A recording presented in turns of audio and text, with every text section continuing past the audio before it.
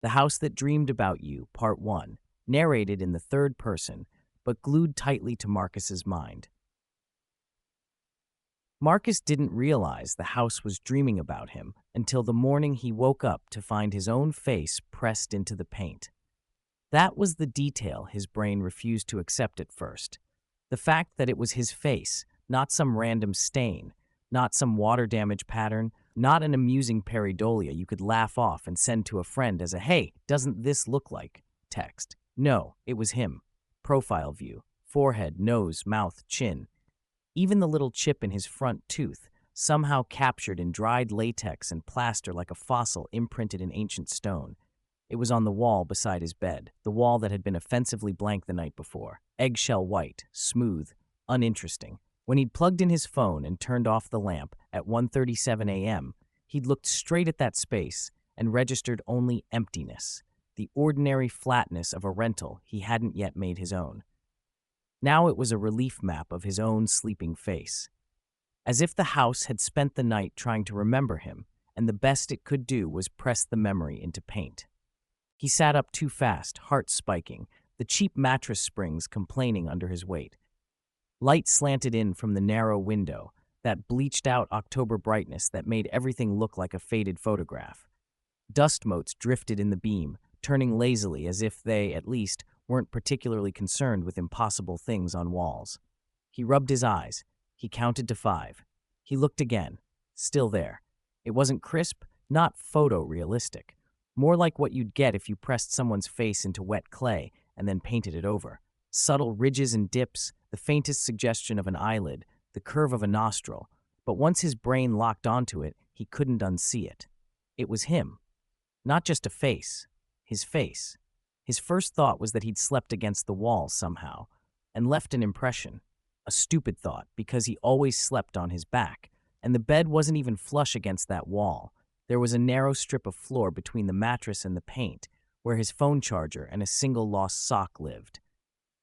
His second thought was gas leak, hallucination, something internal and fixable, a comforting, modern sort of horror where the worst thing was your own brain betraying you. Then he remembered the moving boxes.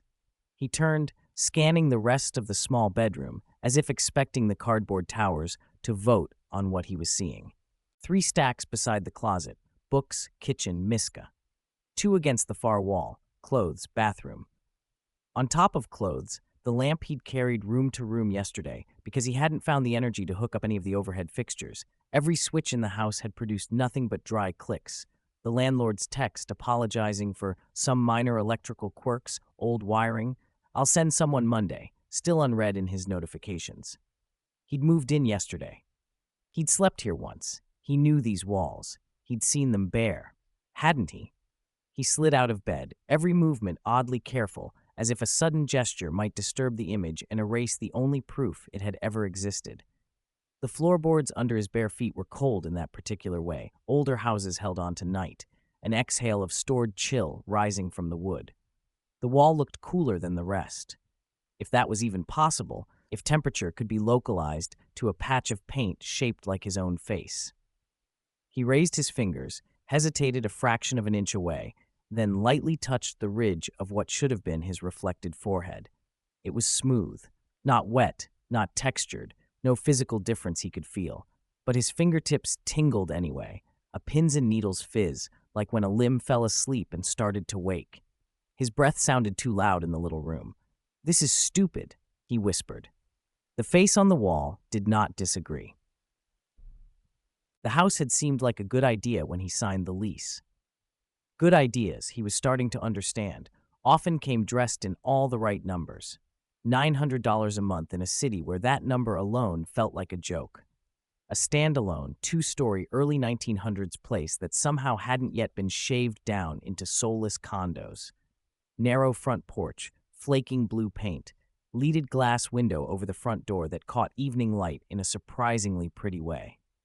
A crooked fence, a tired maple in the yard whose leaves had turned the specific dry, rusty red of late October and fallen in a heavy ring around the trunk like the outline of an invisible crime. Old but solid, the landlord had said when she'd met him here 2 weeks ago, keys jangling in her ringed fingers. You're going to hear it talking to you all winter. Pipes, beams, radiators. She complains a lot, but she's harmless." He'd smiled, playing along.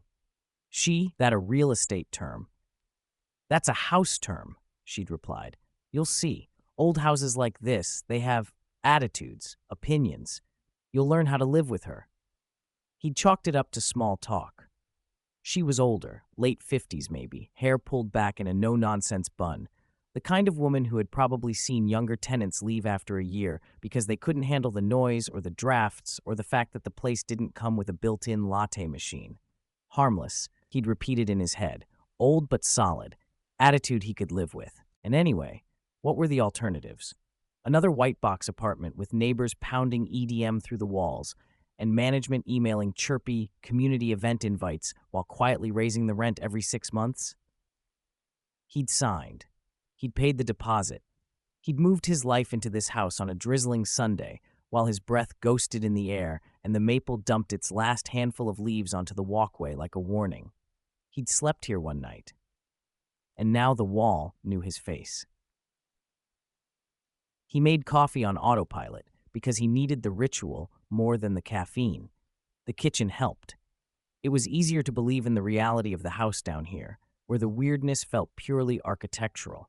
Narrow counters, old wood cabinets painted the same tired white as the bedroom walls. A deep porcelain sink that insisted on chipping anything placed too carelessly in its basin. That old house smell, not mold exactly and not dust alone, something like time trapped in wood and letting off slow decades. The back door's glass panes looked out onto a small yard. When he'd toured the place, it had been full of weeds. Yesterday, he'd told himself he'd do something about that, sometime soon, which in Marcus speak usually meant never. Now he found his eyes dragged not to the garden, but to the faint hint of himself in the door glass. Just a suggestion of a man in a faded t-shirt, hair mussed, eyes bruised by poor sleep. He had the sudden, irrational conviction that if he looked away and then looked back quickly enough, his reflection would be wrong. Out of sync by half a second, maybe. Or looking in a slightly different direction than his real eyes. Or smiling. He didn't test it. He poured coffee into the first mug he could find, one of the few things not still in boxes, because even in chaos, some part of him always unpacked the coffee stuff first. He stared at the swirling black surface as if it might present a safer form of divination than bedroom walls. The house hummed around him. He could hear it now, the background noise the landlord had promised. The faint rush of water through old pipes, the way the refrigerator's motor grumbled to life in fits and starts, a distant creak he couldn't locate, as though somewhere in the house a stair was adjusting itself in its sleep. He tried to talk himself through it logically. Old houses shifted, paint bubbled, walls developed weird textures.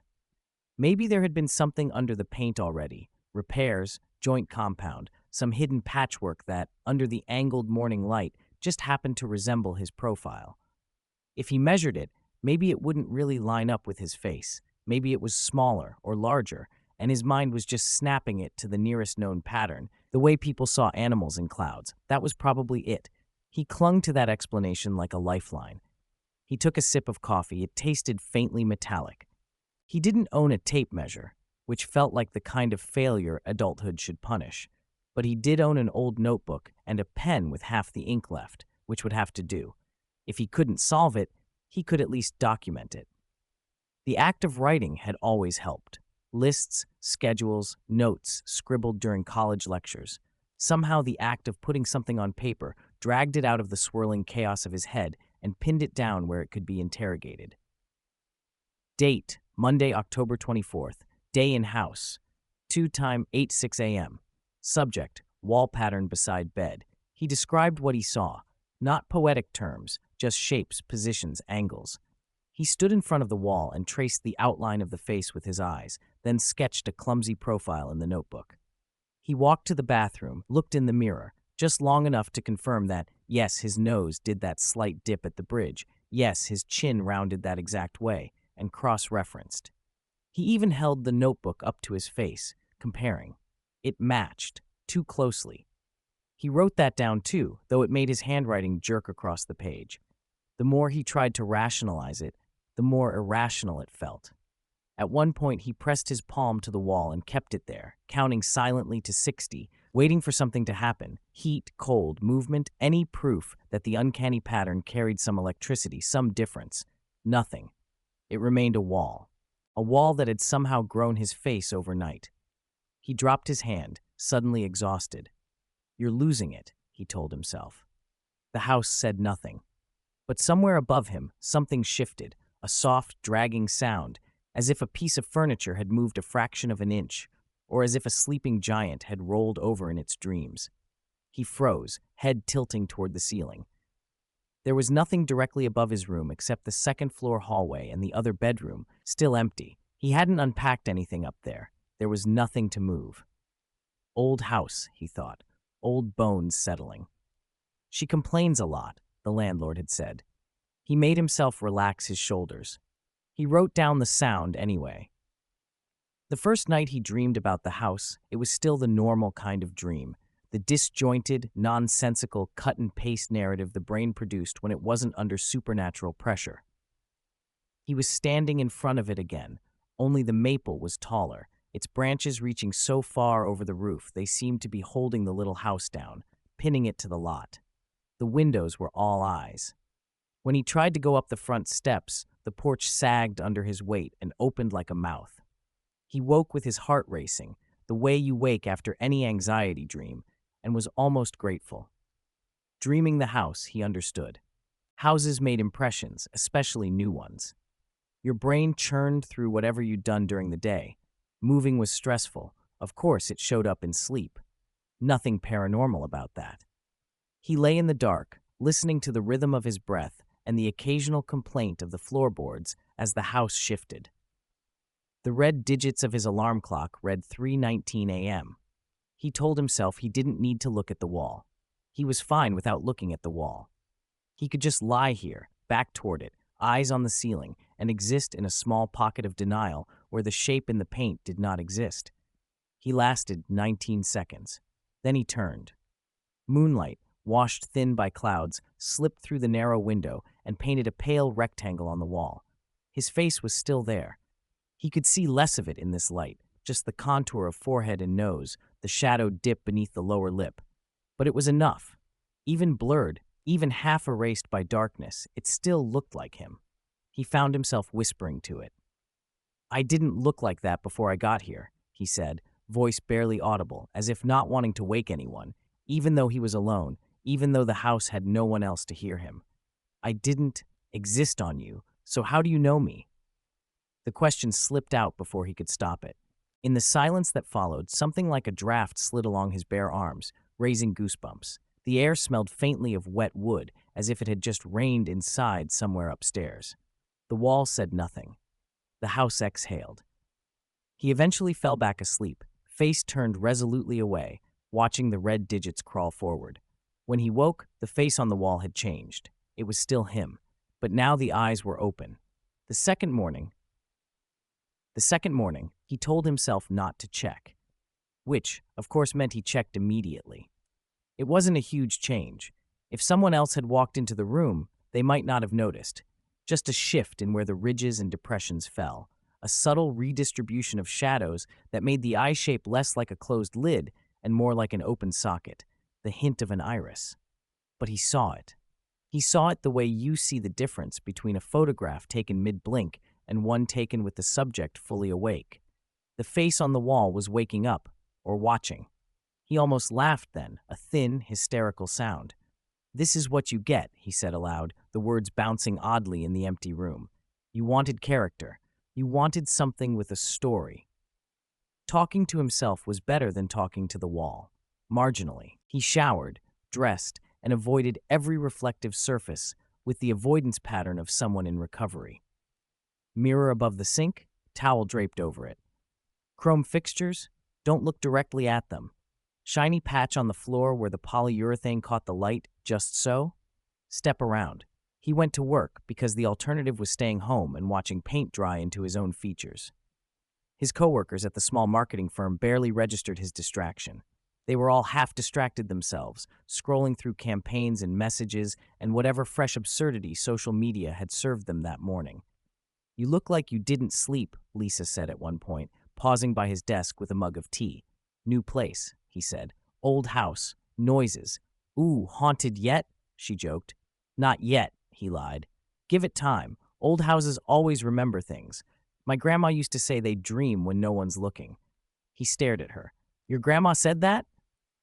Lisa shrugged. She was weird. "Are we still on for the client call at 3? "Yeah," he said automatically. After she moved away, he wrote her sentence on a sticky note and folded it into his pocket like a charm. Old houses always remember things. They dream when no one's looking. The third morning was harder to explain. He woke up to noise, not the vague creaks and groans he'd half gotten used to, but a specific sound. A soft, repeated thudding from somewhere inside the house, as if someone were knocking on a wall with the heel of their hand. Thud, thud, thud, steady, patient, not quite aggressive. His first groggy thought was pipes, radiators, some clanking ancient system coming online. But the sound was too clean for that, too regular. No metallic ringing, no resonance, just dull, fleshy impacts. Thud, thud, thud. He swung his legs out of bed and stood up, pulse climbing, listening. The knocks stopped. Silence swelled in their place, so thick he could almost hear that too. "Hello," he called. The house did not answer. He waited. Slowly, cautiously, he turned toward the wall. He knew before he saw it. The face had moved. Not far, not to a different wall or anything dramatic. It had shifted within its patch of paint, sliding maybe an inch toward the head of the bed, as if trying to get closer to him. The proportions were the same. It was still his face. But the angle was different now. The jawline rotated, the suggestion of mouth open a little more. Like an image caught mid-movement. Or like the house had rolled over in its sleep and changed its dream. His skin crawled. He backed away until the backs of his knees hit the mattress, then sat back down heavily. He thought about calling the landlord. "Hey, so funny thing, the wall is sculpting my face in slow motion. Also, I think the house is knocking to get my attention. Could you maybe send an exorcist?" He scrubbed his hands over his face, pressing his palms into his eye sockets until stars burst behind his lids. He needed more information. He needed to know if it was just the bedroom, if the weirdness was localized, or if it had spread. He forced himself to stand. He walked the house. The main floor looked wrong in a way he couldn't put into words. Not different, not obviously changed. The furniture was still where he'd lugged it yesterday. Sofa along the left wall of the living room, coffee table at a slightly crooked angle in front of it, TV stand opposite, unopened boxes stacked like squat, accusing faces in every corner. But the feeling had changed. Yesterday, the rooms had been neutral, empty stage sets, waiting for him to decide what kind of life would be enacted on them. Now they felt occupied. Not by a person. He would have taken intruder over this unsettling surety that something fundamentally non-human was awake here. It was like walking into a room where someone had just been talking about you and gone silent. The air held the shape of words you just missed. He checked every wall. The living room was clear. No faces, no ridges, nothing but smooth paint. The hallway was the same. So was the tiny dining nook with its outdated light fixture swaying slightly in some unfelt draft. But when he stopped in front of the closed basement door, he realized he was holding his breath. The door itself was old wood, heavily painted, with a brass knob that had gone dull from decades of hands. There was nothing inherently sinister about it. Basements were for laundry and spiders and boxes you never opened, not cosmic horror. Still, he opened it slowly. The light switch at the top of the stairs didn't work. Of course it didn't. He'd meant to buy bulbs. He hadn't yet. A stale, cool draft crawled up from below, smelling like concrete, damp stone, and something under those, a faint iron tang he didn't want to identify. He stood there, looking down into the dark, feeling the house breathe around him. Not now, some part of him whispered. Not alone. He closed the door. Later, he promised. Later, with a flashlight, or better yet, during the day with someone else here. Someone he trusted enough to say, "I think the house is learning my face," without being handed a brochure for therapists. He went to the bathroom, almost grateful for the distraction of more mundane hygiene. Then he saw the mirror, and realized the house had moved its dreaming upstairs too. He avoided mirrors for two reasons: vanity and survival, and survival had always trumped vanity. The crack across the bathroom mirror had been there when he moved in, a diagonal fracture running from the top right corner toward the middle. The landlord had apologized. "I'll get that replaced," she'd said, frowning. "The last tenant, well, it was a thing. Anyway, don't worry, I'll have a new one up soon." He hadn't asked what kind of thing broke a mirror like that from the inside. Now, wiping the steam from his post-shower breath off the glass, he saw it, not in the main reflection, but in the crack itself. Hairline shifts in the silver backing, faint, darkening lines that, when he leaned closer, resolved into letters. Hell. The steam blurred. He wiped again. Low hello. The words sat there in the fracture, the letters formed not by ink or etching, but by the absence of reflective coating, as if someone inside the mirror had scraped away tiny paths on the silvered back to let darkness show through. His own reflection looked sick. His face had gone white, lips bloodless, eyes too wide. Water beaded on his shoulders, slid down his chest, gathered at his collarbones. He whispered, because what else could he do? "Is that for me?" For a moment, nothing moved. Then the crack deepened by the slightest degree, a spiderweb filament branching outward, 3 tiny veins that, together, made the suggestion of a smiling mouth beneath the word. "Hello." His stomach lurched. He staggered back, hips slamming into the sink. The mirror trembled on its screws. The house seemed to be paying very close attention. He didn't go to work that day. He texted his boss something about food poisoning. It wasn't entirely a lie. His body felt like it was rejecting something, though whatever it was hadn't come from food. He spent the morning sitting at the small kitchen table, notebook open, pen in hand, trying to build a system out of madness. Left page, observations. Right page, questions. Observations. Wall beside bed shows impression of my face, appeared after first night in house. Face has changed slightly each morning, eyes open, shifted position. Early morning sound, rhythmic knocking, 3 to 4 taps, paused, repeated. House produces normal old house noises, plus something else, coordinated, almost intentional creaks and shifts. Bathroom mirror crack now contains word hello formed by missing silver. No prior note of this during move-in. Emotional state, high anxiety, sleep deprivation, mild derealization, feeling of unreality. Questions. Is this limited to surfaces I frequently look at? Wall by bed, bathroom mirror. Does my attention feed it? Would ignoring help or make it escalate? Is this haunting attached to house or to me? Did something follow me here? Why my face? Why word hello? Is this curiosity or malice? Does the house know me, or is it learning me in real time? He chewed the end of the pen, an old habit he'd never kicked. The taste of plastic was almost comforting. The phrase from Lisa's grandma kept looping in his head. Old houses always remember things. They dream when no one's looking. What if this house wasn't just remembering? What if it was rehearsing? Trying possibilities on in its sleep the way humans tried on futures in their dreams. He stared at the notebook. Then, on impulse, he turned to a fresh page and wrote in careful block letters, "Who are you dreaming about?" He tore the page out, folded it twice, stood up, and went to the bedroom. The face on the wall watched him. He taped the note beside it. "There," he said, feeling ridiculous and slightly insane. "If we're doing this, we're doing it like grown-ups. You want to say hello? Fine. Say more. Tell me what you want." The house did not respond. Not yet. That night he slept badly, which was unsurprising. What surprised him was what he dreamed. Not the house this time. Not the shifting corridors or sagging porch or eyes in windows.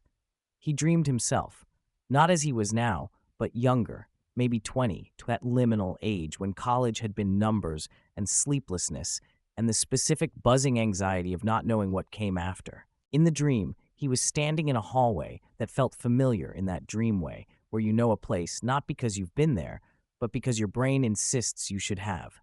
Fluorescent lights buzzed overhead, the plastic covers rattling faintly with each breath of air from unseen vents. Doors punctuated the corridor at regular intervals, all closed, all identical, except for little silver numbers. He knew, absolutely, with the unreasonable certainty of dreams, that one of these doors was his dorm room. He couldn't remember which one. He started walking, fingers brushing the painted cinder block walls. 1A, 1B, 1C.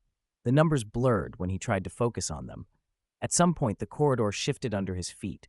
The floor was no longer cheap industrial carpet but hardwood, worn smooth by a century of footfalls. The cinderblock walls gave way to plaster. The fluorescent hum dissolved into the softer breath of an old house, boards settling, pipes sighing behind walls. He kept walking. The numbers on the doors changed. 101, 103, 107. They weren't in order. They weren't even all three-digit anymore. Some were symbols, some were blank. He realized, with a cold little twist of dread, that the building had changed around him. It was no longer a dorm. It was here. It was this house. He stopped in front of a door and knew, with the same unreasonable dream certainty, that whatever lay behind it was important. He turned the knob. The room beyond was dark. He stepped inside. The floor gave way beneath him. He fell and woke up in his bed, heart slamming, the echo of the sickening drop still tingling in his limbs. The room was dark except for the digital clock. 3:03 a.m. Something tapped in the wall directly behind his headboard. Not a random creak, not pipes. 3 distinct knocks. Tap, tap, tap. He turned slowly, breath tight. In the faint glow from the clock, he could just make out the note he'd taped up earlier, a slightly lighter rectangle against the darker wall. It was no longer blank.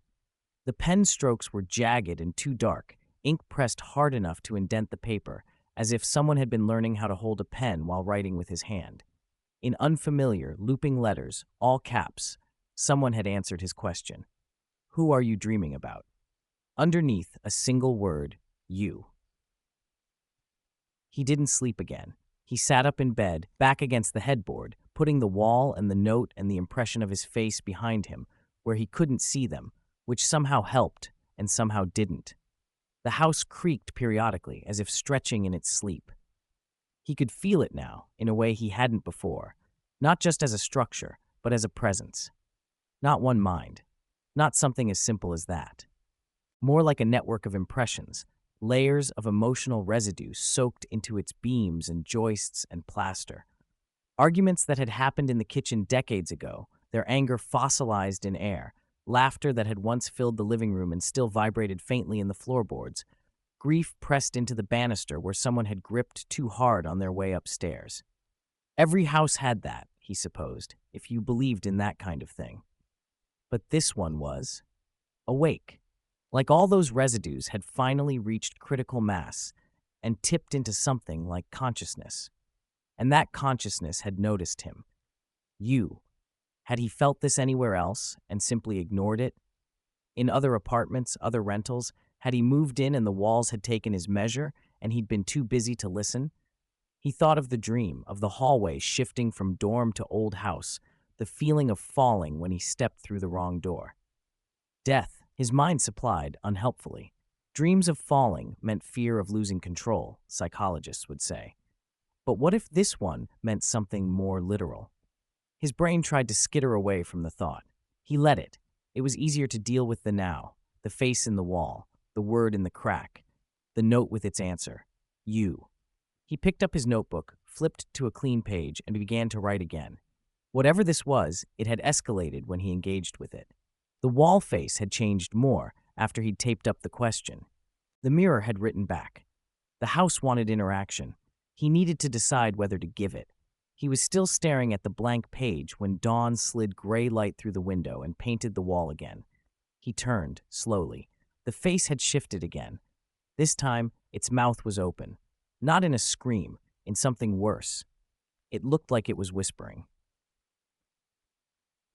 That was how the first 3 days went. Small changes, quiet knocks, the sense of something gathering itself inside the walls. It would have been enough, on its own, to classify the house as haunted. But the thing that finally convinced Marcus that this wasn't just a haunting, that this was something weirder, deeper, more personal, didn't happen inside the house at all. It happened on his way home. Thursday night, late. He'd forced himself to go into the office just to prove he could still function in environments with fluorescent lighting and other people. He'd spent 8 hours pretending not to flinch every time someone walked past a reflective surface.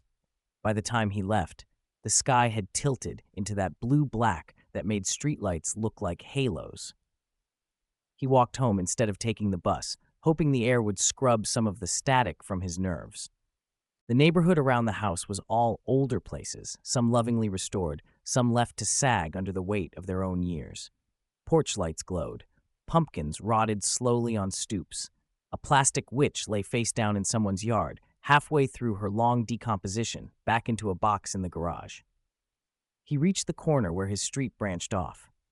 He stopped. The house was visible from here, halfway down the block, its outline a familiar jaggedness against the slightly lighter sky. The maple tree was a black skeleton, branches scratching faintly at the air. Two of the house's upstairs windows were lit. He hadn't left any lights on. He stood there, pulse ticking up. One light was in the small empty room at the front, the one he'd thought might someday be an office. The other was in the hallway outside his bedroom. As he watched, the hall light flicked off, then on, then off again, twice in quick succession. A pattern, too long, too short. Without wanting to, he thought of an eye blinking. On, off, open, closed. As if the house had been dozing and just realized he was on his way. As if it had been waiting for him and was now, what? Greeting him? Signaling? The idea came into his head unbidden and left claw marks on the way through. Maybe it's excited. He almost turned around. Almost kept walking past his street. Just kept going until his legs gave out. Found a motel with beige walls and LED lighting and no history. Barricaded himself behind a generic door and refused to think about eggshell paint shaped like his own face. Instead, he found himself walking toward the house. Of course he did. If a cliff edge exists, some part of you always needs to look over it. He moved up the sidewalk, every step louder in his own ears than it had any right to be. Gravel crunched under his shoes. The maple's branches rattled, skeletal fingers clacking together. As he approached, the porch light flicked on. He hadn't set it to a timer. He hadn't even known it worked. The bulb glowed soft yellow, painting a circle of warmth on the flaking boards and the peeling blue door like a welcome mat made of light. He stopped at the bottom step. "Did you do that?" he asked. It felt ridiculous. It also felt necessary. Wind brushed past him, smelling like wet leaves and distant wood smoke. Somewhere inside, a floorboard creaked, a single long sigh like something rolling over in its sleep. He mounted the steps. The porch boards flexed under his weight with the familiar groan. He put his hand on the doorknob. Before he could turn it, something inside the house moved. Not a small movement, not a creak or groan, a heavy shift, as if a piece of furniture he hadn't put there had just been dragged across the floor, or as if weight had redistributed itself in the bones of the house. The entire frame seemed to flinch around him. He had the instant, irrational certainty that the house had just woken up fully, that the small noises before had been the half-dreaming twitches of something not yet fully aware. Now, though, now it was awake. And whatever it had been dreaming about him, it was done merely tracing his face into paint. It wanted more. He opened the door. The smell hit him first. Not rot, he would have recognized that instantly. Not gas, not mold. Something familiar and utterly out of place. The sterile, stinging tang of hospital disinfectant. For a heartbeat, the interior of the house didn't look like itself. The entryway stretched wrong, narrowing into a different corridor entirely. White walls, pale tile, a strip of fluorescent light overhead. The after-image of it seared his vision. Then he blinked, and it was just his hallway again. Scuffed wood, walls, the banister at the stairs. But the smell remained, strong enough to make his eyes water. He stepped inside, closed the door behind him. The porch light clicked off. That was the moment he realized the truth, or at least the first layer of it. The house wasn't just dreaming about him now. It was dreaming with him, pulling up things from his own head, old corridors and old smells, places he barely remembered, places he might have tried very hard to forget. Old houses always remember things, he'd been told. What no one had warned him was, sometimes they remember for you, and sometimes they remember how you died. In the quiet that followed, the house seemed to hold its breath, as if waiting to see whether he would notice what it had just shown him. He stood in the entryway, heart pounding, that antiseptic sting sharp in his nose, a hospital corridor's ghost laid over the outline of his own. Memory stirred. Something long buried rattled faintly, like a bone sliding out of dust. Before he could chase it, a soft, deliberate sound came from upstairs. Tap, tap, tap. The same 3 knocks as before, only this time they came not from behind his bedroom wall, but from inside the room, inside where his own sleeping face waited in the paint, inside where the house was still, patiently, carefully learning him. He exhaled. "Okay," he whispered to the banister, to the walls, to himself. "Okay, if you're going to dream about me, then I need to know what you're seeing." He put his hand on the rail. The wood was warm, almost like skin. He started up the stairs, and that was how the first night truly began. The night Marcus Chen finally understood that the house he'd moved into wasn't haunted by someone else's past. It was haunted by his. And the thing pressing its impressions into the walls wasn't trying to warn him about his future at all. It was trying to remind him of a death he'd once had the luxury of forgetting. The House That Dreamed About You, Part 2. Halfway up the stairs, Marcus realized he was shaking. Not the dramatic, cinematic kind of shaking, no teeth chattering, no knees knocking, just a fine, invisible tremor that lived in his fingers and breath, a high hum in his muscles, as if his whole body had been tuned slightly too tight. The smell of antiseptic didn't fade as he climbed. If anything, it grew sharper, layering over the older scents of the house. Dry wood, dust, something faintly sweet and stale, like forgotten potpourri. It shouldn't have been possible. Smells didn't behave that way without a source. He glanced back once. The front door was still closed. The entryway still looked like his entryway. No hospital corridor, no fluorescent glare, just the shadowed rectangle of the hall and the empty coat hooks waiting for a life he hadn't had time to unpack. He kept climbing. At the top of the stairs, the hallway forked, left toward the small empty room and the bathroom, right toward his bedroom. The hall light, one of the two he'd seen blink when he was still on the sidewalk, burned with a steady yellowish glow now. Nothing flickered, nothing moved. He turned right. The 3 knocks came again from behind his bedroom door this time. Tap, tap, tap. He froze with his hand halfway to the knob. "Okay," he said for the second time that night, though this one landed differently, less like self-soothing, more like surrender. Just, okay. He pushed the door open. The room looked almost exactly as he'd left it. Almost. The lamp on the crate that was pretending to be his nightstand cast a soft circle of light over the unmade bed, the half-unpacked box of books on the floor, the worn backpack he hadn't touched since the move. The alarm clock glowed red numbers at him, 11:07. His eyes went to the wall. The face had changed again. It was still his. No question there. The tracing in the paint had grown more defined, the ridges and shallow hollows deepening just enough that you could see it even in bad light now. The eyes were fully open, or as fully open as paint could manage, 2 shallow cups catching shadow. The mouth was wrong. It was open in a way his own mouth never was when he spoke. The corners pulled down too far, the impression of lips stretched into an almost oval. Not a scream, not wide enough for that, but something like the halfway point between a gasp and a word, like it had been caught whispering when the light came on. His note was still taped beside it. "Who are you dreaming about?" The answer beneath, written in his own ink, but someone else's hand, remained a simple, unnerving "you." He took a step closer. "Is there more?" he asked.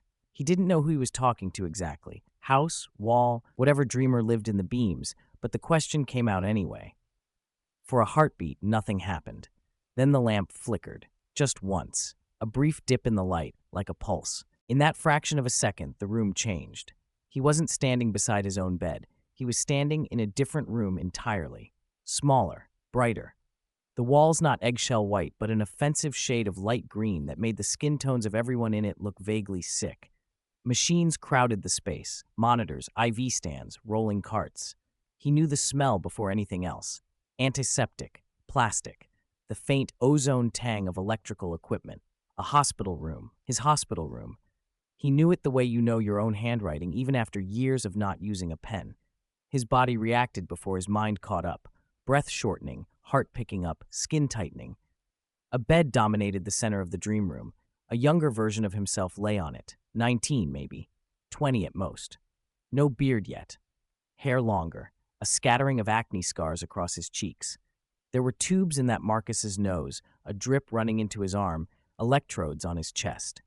A monitor beside the bed traced jagged green mountains across a black screen.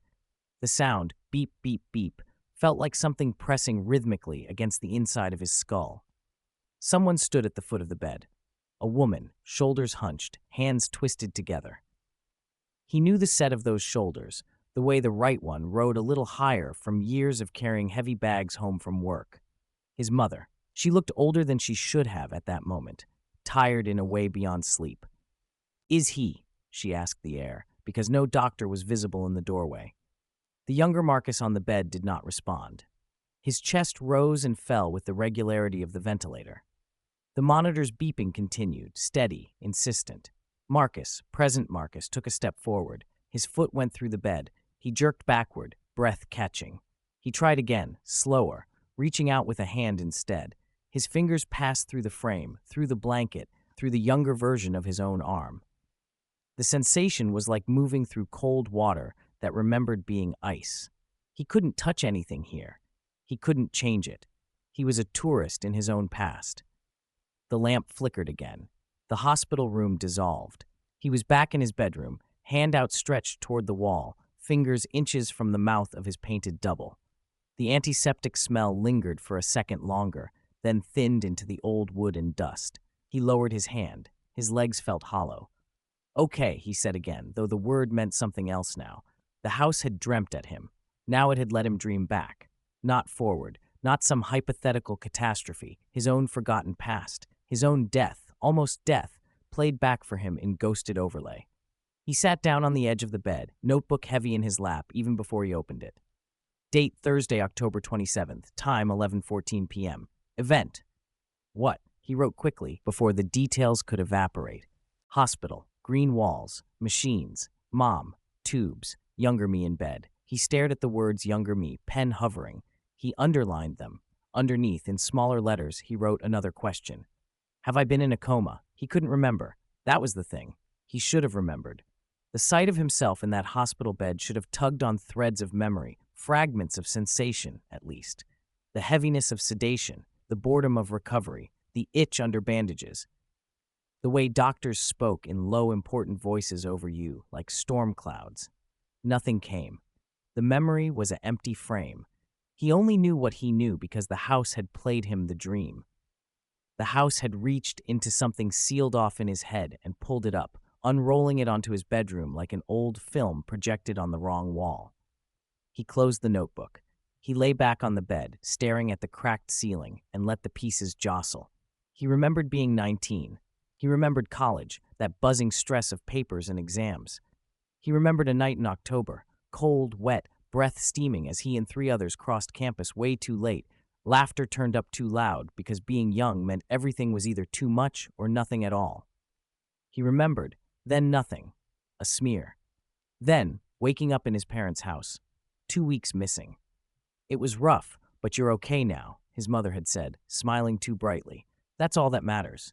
He hadn't pressed. He'd been so relieved to be alive, he'd let the gap be swallowed by relief.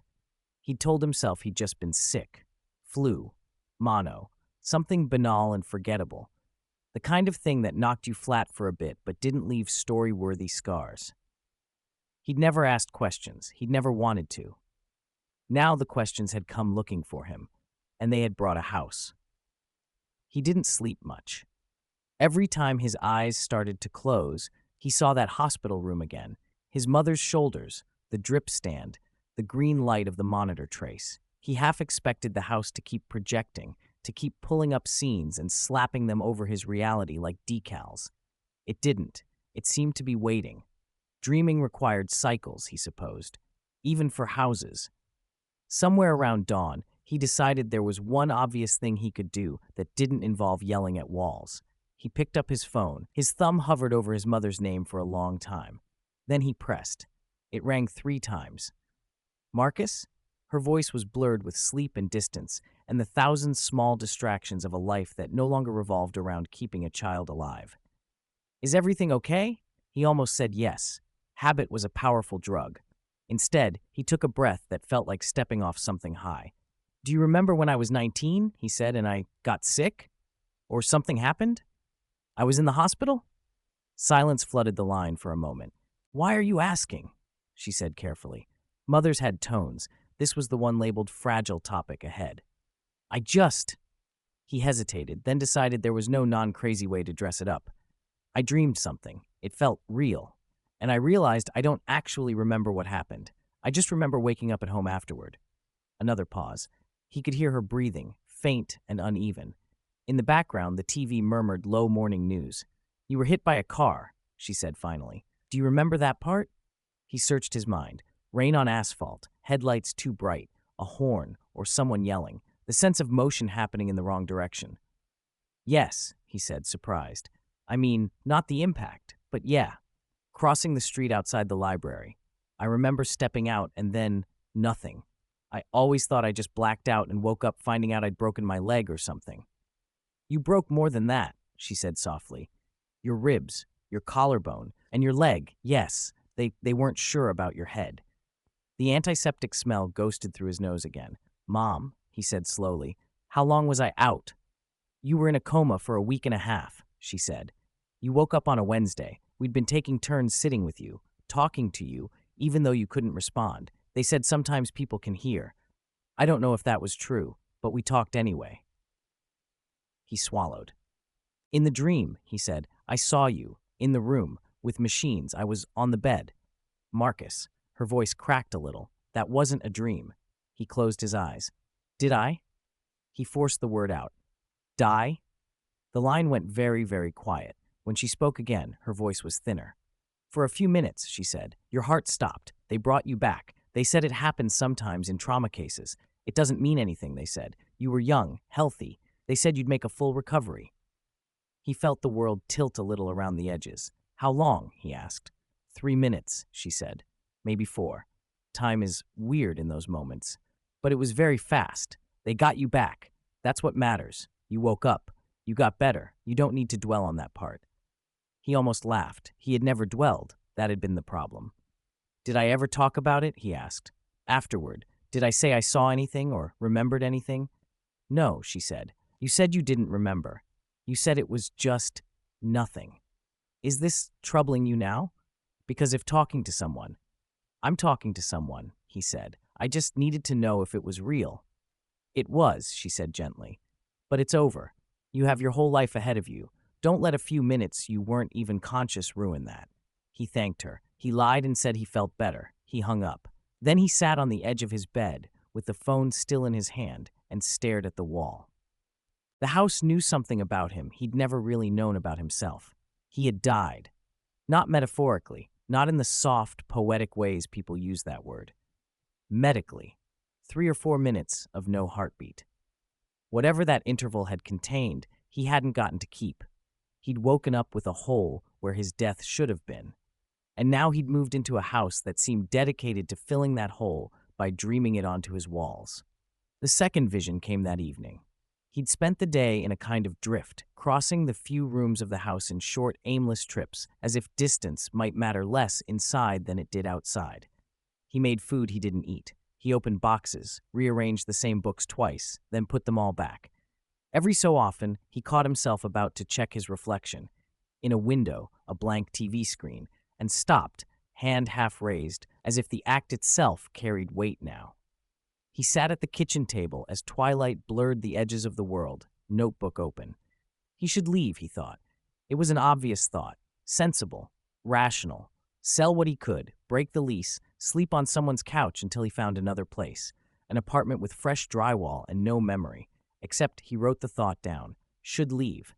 Then, under it, another. Would that change what happened when I was 19? The answer was obvious. The house had not caused his death. It was only replaying it. Leaving would change the screen, maybe, but not the film. And there was another, more insidious thought under that. If I leave now, I will always wonder what else it was going to show me. It was a terrible reason to stay. It was also honest. He tapped the pen against the page, looking at the question he'd written the night before. Who are you dreaming about? You, the house had said. What it meant, he was only starting to understand. He looked up. The kitchen wall stared back at him, blank. Okay, he said to it. You've shown me the room. You've shown me my mom. I know I died, for a bit. Is that what you wanted? Silence. You're remembering for me, he tried. Is that it? Are you replaying my death? Is that what you do? Is that thing? The refrigerator coughed itself awake. Somewhere upstairs, a board creaked. Or is it just me? He asked, the worst question poking its head up. Am I the only one?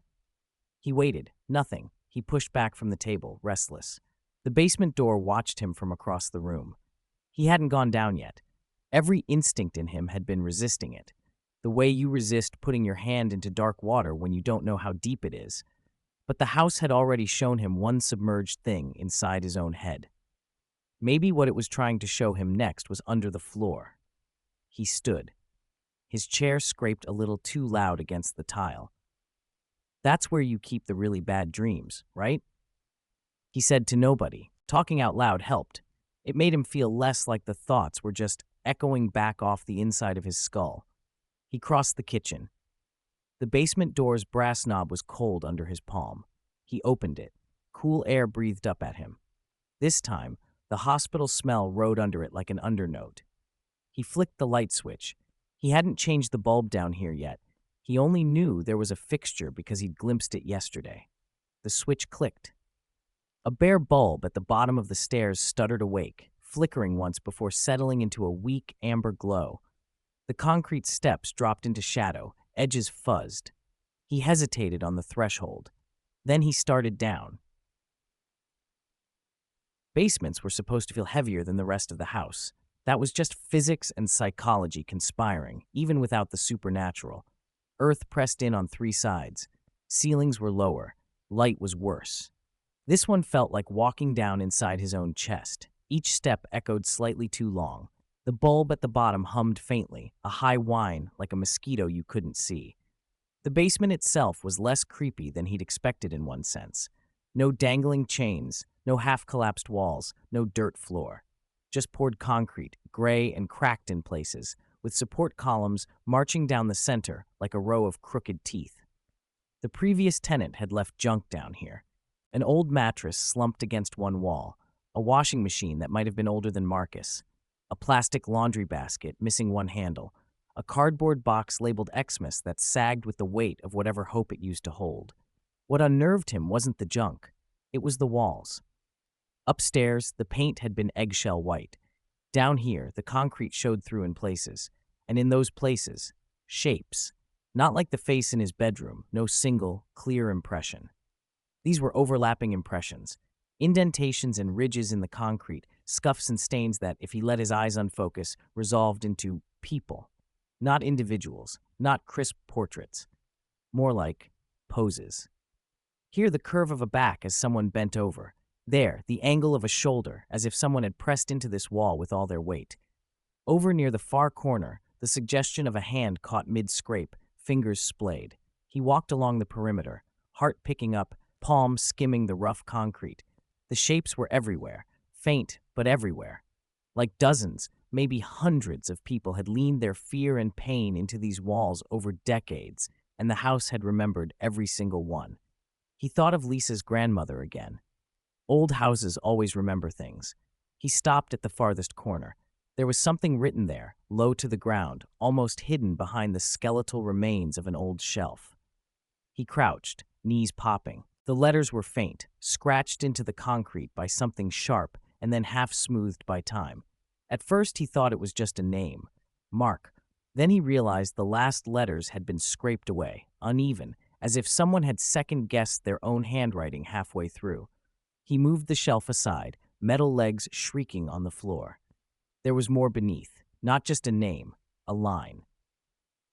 His own name, and a number. Minutes and seconds. 3 minutes, 47 seconds. Roughly how long his mother had said his heart had stopped. His stomach rolled. He reached out and touched the carved numbers. The concrete was cold. His fingers tingled. He closed his eyes. The light flickered behind his lids. When he opened them again, he wasn't alone. They were everywhere. People crowding the basement without touching him. A dense, silent press of presence. They weren't solid, more like after-images on his vision, ghosts burned into the film of his mind. Some were in hospital gowns, some in old-fashioned clothes. One wore a hoodie with a college logo. Another still had a towel around her shoulders, water dripping steadily onto the unseen floor. They were all slightly transparent. Their faces, he couldn't parse them all at once. fear, confusion, anger, resignation. Every expression you could wear in the seconds between realizing you were dying and actually being dead. He staggered back, nearly tripping over the abandoned mattress. His back hit a support column. He gripped it to stay upright. None of the figures moved. They just watched him. No, not him. Something in front of him. He turned, slowly, heart hammering. At the base of the wall where his name and number were carved, something was forming. The concrete rippled. He'd thought earlier of moving through cold water that remembered being ice. Now the water remembered being stone. It bulged outward slowly, taking on shape. For a moment he thought it was going to be his face again. He braced for it. It wasn't. It was a hallway. Not a real, physical one. Not a Disney ride pop-out into another room. An impression. The wall pushed outward in rectangular relief, lines suggesting doorways, the suggestion of overhead strip lights. The perspective sucked inward, drawing his eye toward the center, where a darker rectangle hinted at an open door. Fluorescent light, ghost light, poured out of that carved opening, illuminating the not-quite people standing in his basement. He knew this corridor. It was the one he'd walked in his dream earlier, the dorm that had become the house. It was also the hall he'd glimpsed in that split second when first seeing the hospital overlay, his death hallway. The place between. He swallowed. He stepped toward it. The nameless collective in the basement didn't move, but he felt them lean, the way an audience collectively leans when someone steps onto a precarious ledge in a movie. "Is this it?" he whispered. "Is this what I missed? Are you showing me where I went?" Some breeze that had no business existing in a concrete basement, stirred his hair. The hospital smell flooded his nose again. The carved hallway in the wall deepened, lines gaining shadow and detail until he could almost see the scuffs on the floor, the slight smear of something darker under a mop streak. He reached out. His fingers slid into the relief as easily as they'd slid through the hospital bed in his bedroom. Cold. Not room cold, not winter cold, poured up his arm. A cold that lived or temperature. A cold like absence. He didn't stack. He stepped forward. For a moment, his body existed in two places. In the basement, one foot still on concrete, one hand still on the support column. In the corridor, one foot on cold tile, one hand reaching for the wall that wasn't concrete anymore but painted cinder block. Then the basement fell away. He was back in the hallway. The overhead lights buzzed. The air smelled like disinfectant and old fear. This time, the doors had numbers he could read. 220, 222, 224. He looked down at himself. He was wearing what he'd been wearing in the basement, a t-shirt and jeans, socks but no shoes. His right sock stuck slightly to the floor where someone hadn't completely dried it after mopping. "You're not supposed to be here, you know," a voice said. He turned. A man stood leaning against the wall halfway down the hall. He was hard to look at, not because he was grotesque or terrifying, but because his edges flickered like an image buffering on bad internet. Sometimes he looked young, sometimes old, sometimes his hair was dark, sometimes gray. His features rearranged subtly every time Marcus's gaze slid away and back, as if he couldn't decide exactly which self he was supposed to present. His clothes were generic: jeans, a hoodie, sneakers. Normal. That bothered Marcus more than if he'd been in robes. "Where is here?" Marcus asked. "You know," the man said. "Your brain wrapped it in corridors and doors because that's how you think. But you're smart enough to know it's just the hall between." "The hall between what?" "Between the heartbeat that stops and the one that doesn't start again." The man tilted his head. "Except you did start again. That's why you don't really belong in this wing." He pushed off from the wall and walked closer. As he did, his features stabilized. Late 20s, maybe. Sharp jaw, tired eyes. He looked familiar in the way strangers sometimes did when they echoed someone you actually knew. "Think of this place as the part of the dream people aren't supposed to remember," he said. "Most don't. You were unusually determined." "I don't remember," Marcus said. "Not consciously," the man agreed. "But you've been walking up and down this hall in your sleep for years. That house you just bought?" He smiled faintly. "Great choice, by the way. Very porous, walls like good photographic paper. Takes impressions beautifully." "Who are you?" Marcus asked. "I'm the bit that stayed," the man said.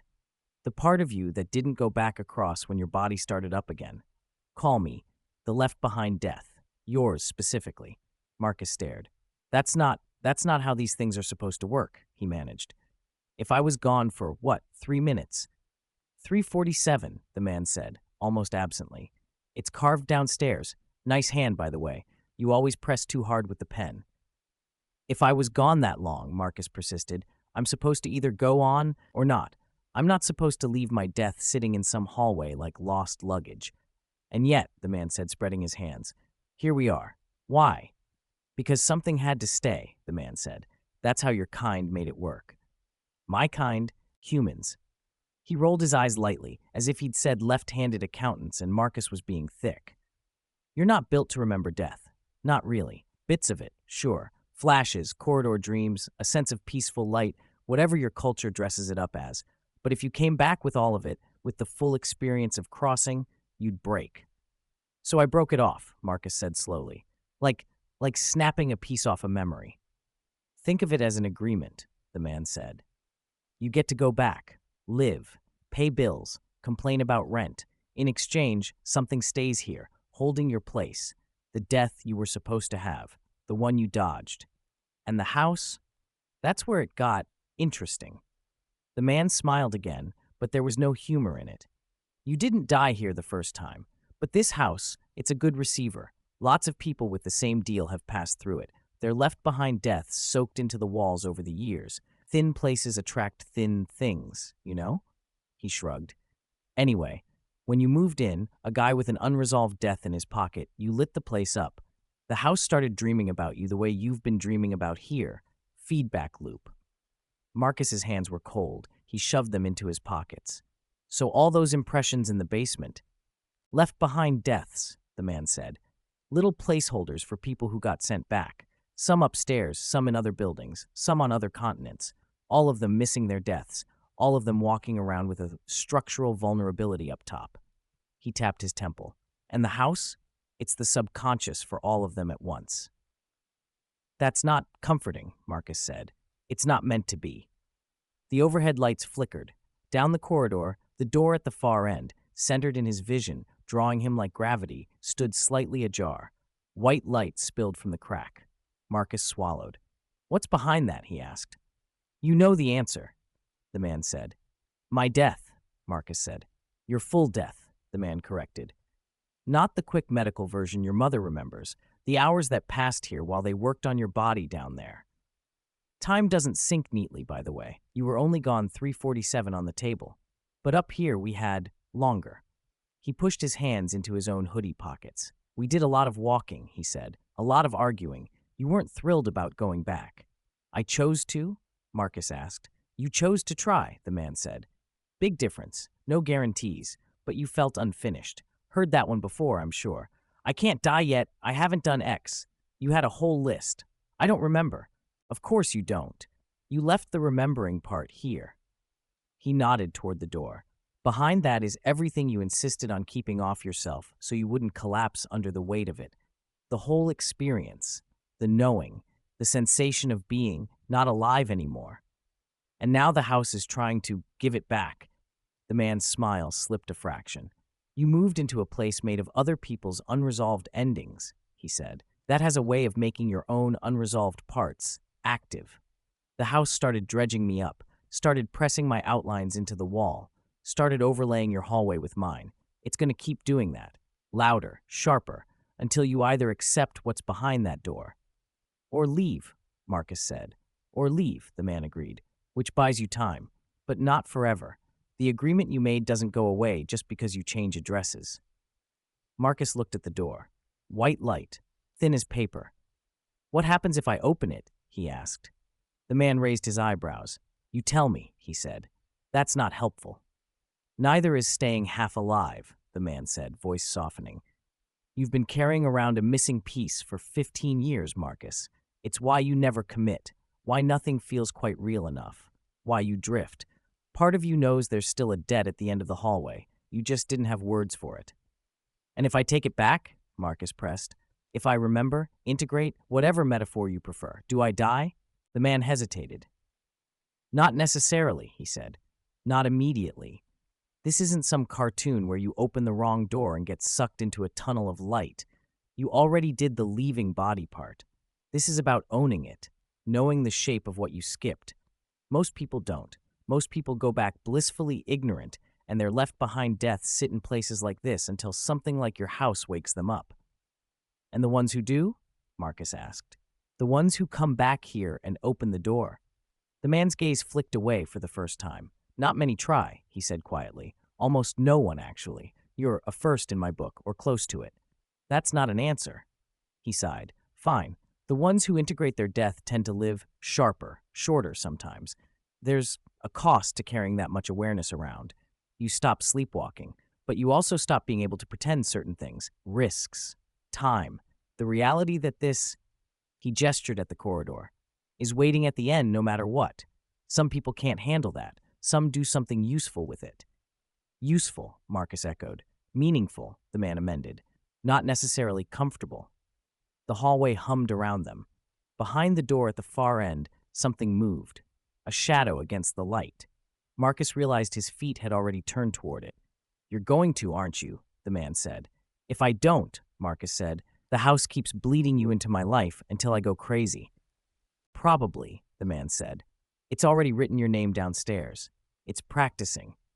And if I leave and ignore it, you'll still feel the pull, the man said. Nightmares, flickers, your next house will creak in this rhythm. Your reflection will lag sometimes. You'll always wonder. And when you do die, fully, I mean, whatever's waiting at the end of that corridor is going to have to work through this backlog first. He paused. You don't strike me as someone who likes overdue homework. Marcus huffed out a humorless breath. What happens to you? He asked. If I open it? Me? The man cocked his head. I go where I was supposed to go 15 years ago. I stop pacing this hall. I stop leaking through your walls. I get to finish the journey you begged to postpone. Honestly? He smiled again, small and tired, and something like hopeful. I'm kind of looking forward to it. They looked at each other. Two versions of the same person, separated by 3 minutes and a lifetime. Will I still be me, Marcus asked, if I take you back? That's the wrong question, the man said. You've never been fully you without me. The door at the end of the hall shifted. The crack of light widened. A whisper, not words, not sound, but a pressure spilled out. Come see, it said. Remember. The walk down that corridor was the longest Marcus had ever taken. Each step seemed to drag out, the air thickening around his ankles like syrup, as if some part of reality wanted to slow him down, give him time to reconsider.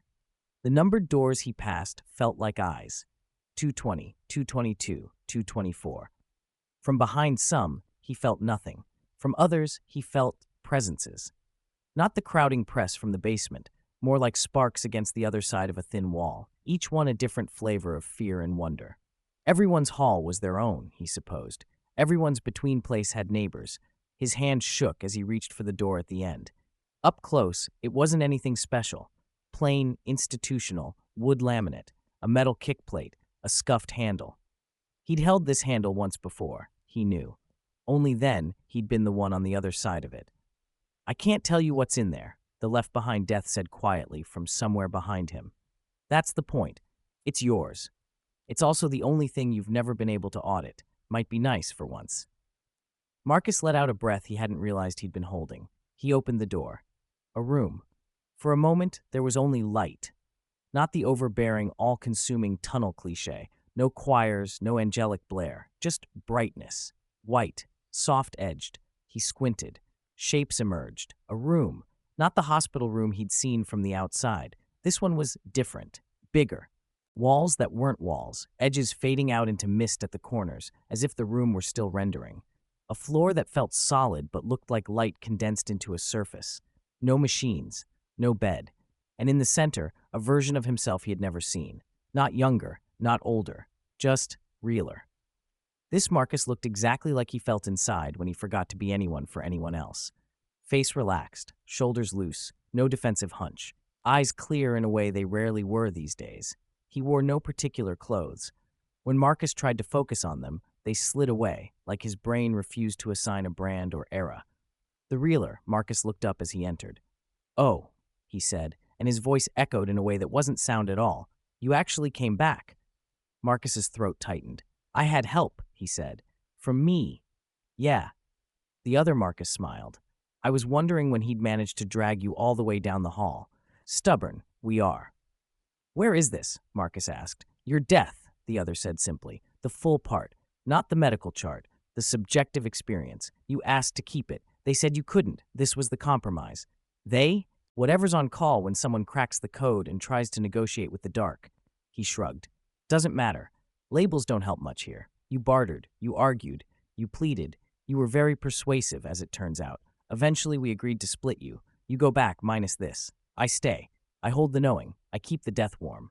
Warm, Marcus repeated, faint. Figuratively, the other said. It's actually quite neutral. No heat, no cold, no hunger, just awareness, and a lot of time to think. Marcus looked around. Been doing a lot of that? He asked. You would not believe, the other said dryly. You think you overanalyze things in life? Try doing it without sleep. A laugh escaped Marcus, unexpected and raw. The sound bounced strangely around the room and came back to him changed, thicker with emotion. I don't know how to do this, he admitted. Any of it. I don't know what I'm supposed to take or how. You already are, the not quite him said gently. You started the second you stepped through the door. Memory doesn't need ceremony. It just needs permission. He stepped closer. Up close, Marcus could see things in his eyes, flashes of scenes that weren't yet his own. A car's headlights, the impact, the moment of leaving his body. The first realization that he was in a hospital room but not in it. His mother's shoulders, seen from an angle you couldn't achieve if you were lying in bed. He flinched. It'll hurt, the other said. But not in the way you think. It's not physical pain. It's expansion. You're going to have to let go of some comforting stories. I just got sick. It wasn't that bad. It's in the past. I liked those stories, Marcus said. I know, the other said. They kept you functioning. They also kept you small. He reached out. Can I? He asked. Marcus nodded before he could second-guess himself. Their hands met. There was no electric jolt, no sound, just a sense of doubling. As if, for a moment, Marcus's skull couldn't contain everything being poured into it and had to expand, reality bending around it like an overfilled balloon. Images flooded him, not in sequence, not like a replay, all at once. The rain on the night of the accident, the sound of his own bones breaking, felt from both inside and outside at the same time. The exact moment his heart stopped, not the medical, monitored version, but the subjective one, where everything in him simply let go. The corridor, the argument. I'm not ready. No one ever is. There are things I have to do. There will always be things.